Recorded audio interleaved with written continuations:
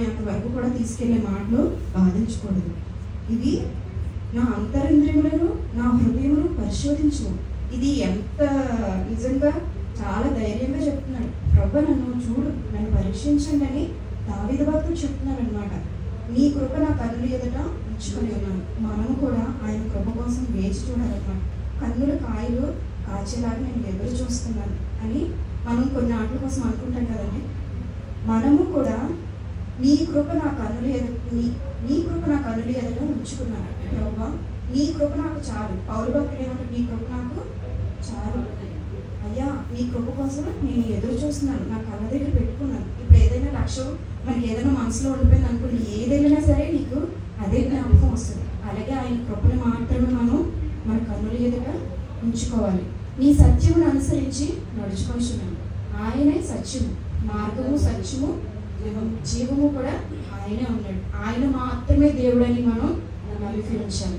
తర్వాత పనికి మాలిన వారితో నేను సాంగత్యం చేయను.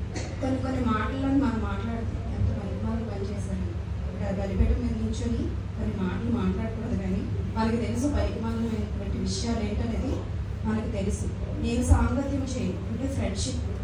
చాలామంది మనం లోకంలోనే కాదు, లోకంలోకి వెళ్ళిపోతాం, కానీ మన పక్కన ఉన్న వాళ్ళు, సంఘంలో ఉన్న వాళ్ళు కూడా వాళ్ళ మనస్తత్వాలు అలాగున్నాయి, వాళ్ళ కుటుంబాల్లో ఏం జరుగుతుంది మనకు తెలుసు కదండి. ఫ్రెండ్షిప్స్ ఎలా ఉంటాయో తెలుసు.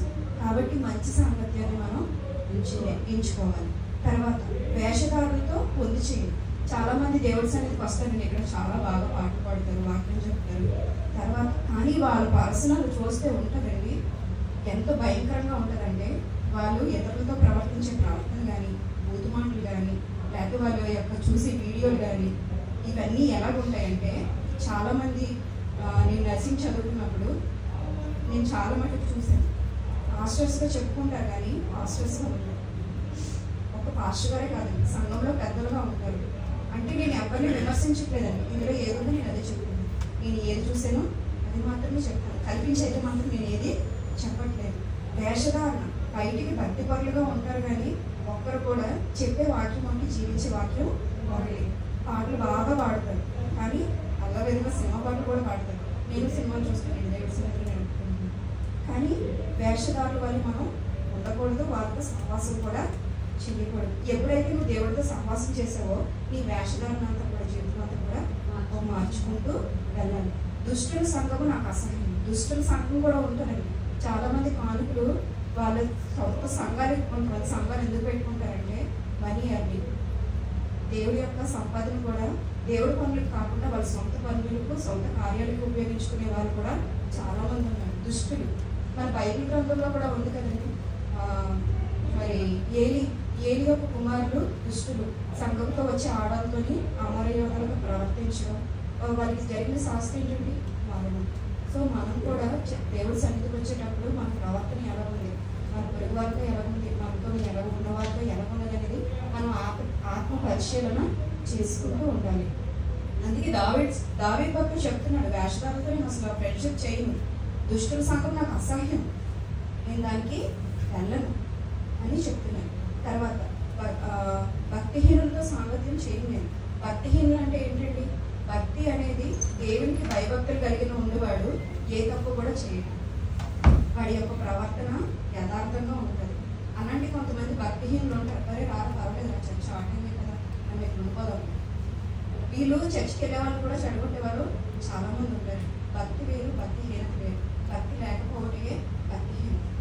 చర్చికి వచ్చిన వాళ్ళందరూ, రాని వాళ్ళందరూ మంచోళ్ళని నేను చెప్పట్లేదు, చెడ్డవాళ్ళని కూడా నేను చెప్పట్లేదు. కానీ దేవుని యొక్క వాక్యం అర్థం అండి. ఆ అర్థంలో మనం చూసుకున్నప్పుడు మనం ఎలాంటి వాళ్ళమో, మనం ఎలా మాట్లాడామో, ఎలా ప్రవర్తించామో, ఎక్కడికి మనకు మాత్రం తెలుస్తుంది. కాబట్టి ఇక్కడ దావీదు భక్తుడు ఏం చెప్తున్నారంటే, దుష్టుల సంఘం నాకు అసహ్యం, భక్తిహీనులతోనే అసలు సాంగత్యం చెయ్యి. మరి నువ్వు ఎందుకు రోజుకు 3 సార్లు ప్రార్థన చేయాలి, నువ్వు ఎందుకు అంతలో వాక్యం చదివేయాలి, నీ ఏజ్లో నువ్వు ఎలా ఉండాలి, అటు తిరుగుదాం ఇటు తిరుగుదాంగా, పర్వాలేదులేమో, ఇంత భక్తి నీకు అవసరమా, ఇంత ఉపవాసం నీకు అవసరమా? అవసరం. మనం ఉన్న స్థితిలోని, మనం ఉన్న రోజుల్లోని మనకు అవసరం ఉంది. కాబట్టి భక్తిహీనులతో మనకి సాంగత్యం ఉండకూడదు. నిర్దోషిని నా చేతులు కడుపుతుంది. ఎంత మంచి మాట్లాడితే నిర్దోషిని ఎవరంటారండి? ఏ తప్పు చేయను అని. నా చేతులు కడుక్కుంది. మరి దేవుడిని అప్పచెప్పినప్పుడు, యేసుప్రభుని అప్పచెప్పినప్పుడు అప్పుడు రాజుగారు ఏమన్నారు, మీకు ఎవరు కావాలో నిర్ణయించుకోండి అని చెప్పినప్పుడు దీంట్లో నాకు ఏ సంబంధం లేదని చేతులు కడుక్కున్నాను. అది ఒక ఉపమానం, అది చాలా పెద్ద మాట. అయితే చాలా తక్కువ సమయం కూడా నాకు క్షమించాలి. నిర్దోషినని నా చేతులు కడుక్కున్నది. ఇప్పుడు నువ్వు అక్కడ న్యాయం తీర్చాలనుకో, నీ మాట వల్ల అక్కడ న్యాయం గెలుస్తుందంటే వాళ్ళకి వెళ్ళి హెల్ప్ చేయాలి. అంతే తప్ప ఒక జీవితం నాశనం చేసే మాటలు మాత్రం మనం మాట్లాడకూడదు. నీకు చేతనైతే సహాయం చేయాలి కానీ లేకపోతే కంగారు ఉంటుంది. తర్వాత ఏంటంటే చెడ్డ పనుల వైపు మనం వెళ్ళకూడదు. ఒకవేళ వెళ్ళాల్సి వచ్చినా నాకు దీనికి సంబంధం లేదు అసలు అని చెప్పుకొని మనం చేతులు కడుక్కోవాలంటే వెంట వాటర్ బాటిల్స్ చేతులు కడుక్కోవాలి కాదని అక్కడ లేచి కూర్చుకున్నాం. తర్వాత యెహోవా నీ బలిపీఠం చుట్టూ ప్రదక్షిణ చేయుచున్నాను. బలిపీఠం అనగా పూర్వకాలంలో బలిపీఠం ఉంది కానీ ఇప్పుడు మన ప్రార్థనా స్థలం మన బలిపీఠం. ఈ బలిపీఠం కట్టుకొని చెప్తారు. ఈ బలిపీఠం అనగా ఏంటి? నీ హృదయము, నీ ప్రార్థనా స్థలం. ప్రార్థనా స్థలం అంటే ఒక పక్కన కూర్చునే స్థితి కాదండి. ఎల్లప్పుడూ కూడా దేవుడికి ప్రభా నన్ను జ్ఞాపకం చేసుకోండి, ప్రభా నేను ఇక్కడ పడిపోతున్నాను, నన్ను లేదు, నేను పడిపోయి నన్ను క్షమించు అని ప్రతిసారి ఆత్మ పరిశీలన చేసుకుంటూ ఉండాలి. ప్రతిసారి ఆయన బలిపీఠం అంటే ఆయనతోనే ఎక్కువ గడపాలి. ఆయన కొంచెం టైం అనేది ఇవ్వాలన్నమాట. తర్వాత అర్చక కృతజ్ఞతాస్తుతులు చెల్లించింది. ఎక్కడండి? దేవుని యొక్క సన్నిధిలో. నీవు నీ యొక్క శాలరీలోని కంపల్సరీ 10% ఇవ్వాలి. అది దేవుని యొక్క ఆజ్ఞ.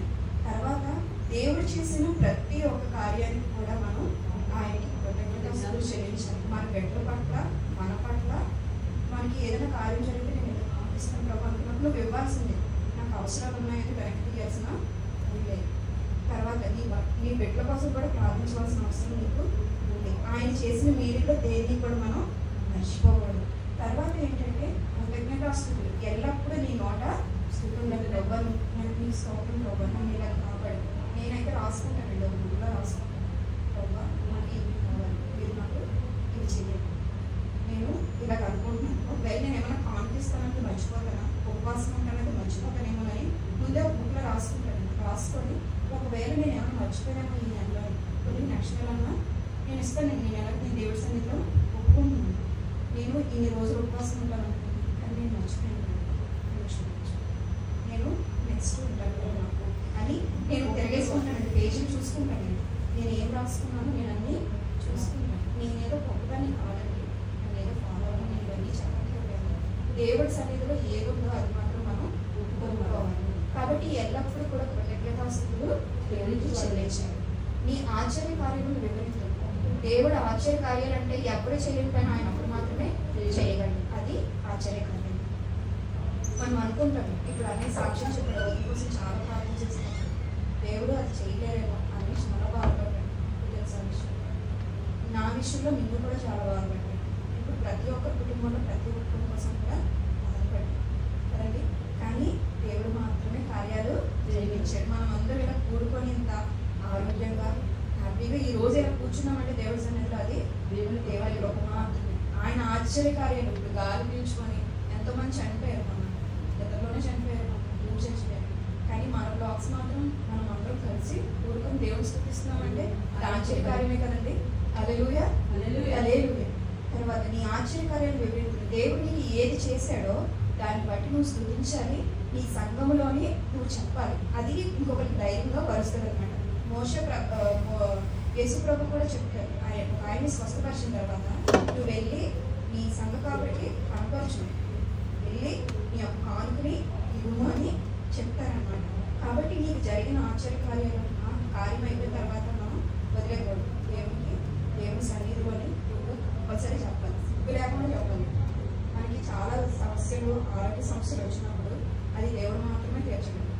సిగ్గు లేకుండా నీ విషయంలో ఏదైతే జరిగిందో తగ్గించుకొని మనం నిలబడి కంపల్సరీ సాక్ష్యం అయితే చెప్పాలి. ఆ సాక్ష్యం ఎదుటి వారికి ఉత్సాహంగాను, అంటే నాకు దేవుడు ఈ విషయంలో నీకు చెయ్యగలడన్న నమ్మకాన్ని మన సాక్ష్యం ద్వారా చెప్తున్నాం.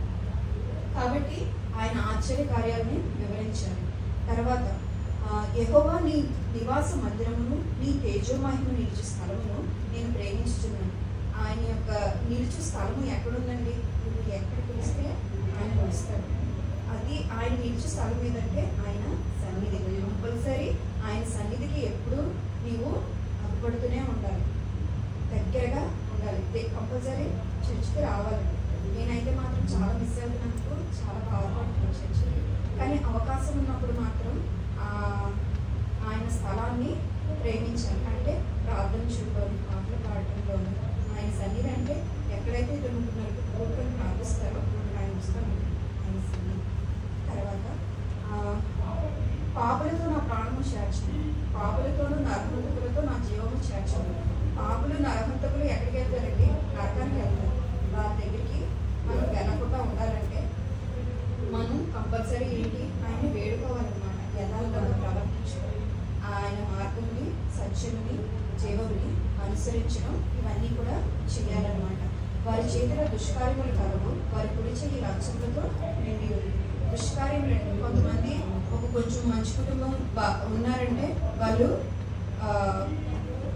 చూడలేరు, వాళ్ళ యొక్క మనసు అంగీకరించదు. వీళ్ళ మధ్యన ఏదో గొడవ పెట్టేయాలి, వీళ్ళు భార్య భర్తల మధ్యన ఏదో గొడవ పెట్టాలి, లేకపోతే వీళ్ళు అన్నదమ్ములను విడగొట్టాలి, వీళ్ళకి ఏం వస్తుందా ఇది అది అనుకొని